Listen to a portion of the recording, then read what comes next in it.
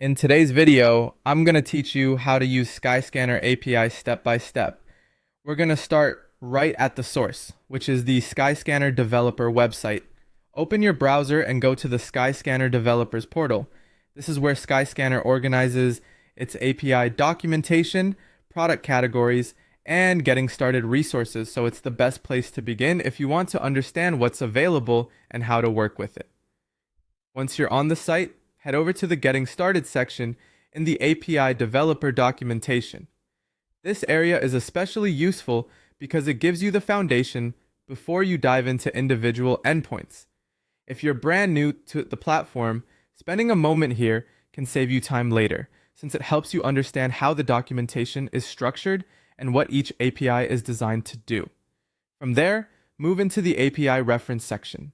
This is where you'll find the actual list of APIs that Skyscanner offers. Think of this as the main directory. Instead of guessing which product you need, you can browse through the available options and identify the one that matches your use case. One of the first APIs you can explore here is the Flights Live Prices API. This is useful if you want access to real-time flight pricing information. After that, you can also look at the Flights Indicative Prices API, which is typically more focused on broader pricing insights rather than live booking level pricing. Next, continue through the documentation and review the Car Hire Live Prices API. This section is relevant if your project involves rental car pricing in real time.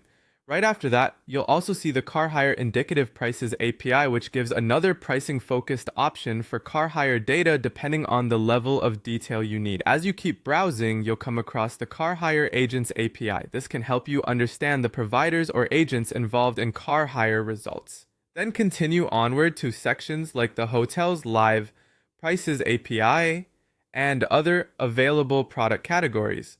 This is a good reminder that Skyscanner's developer platform covers more than just flights, so it's worth exploring the full range of travel data options.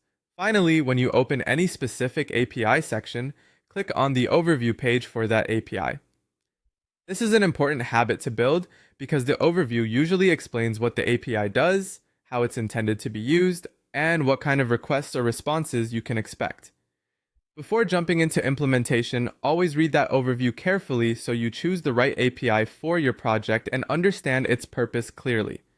That's the basic process for getting started with the Skyscanner API documentation and finding the API you need.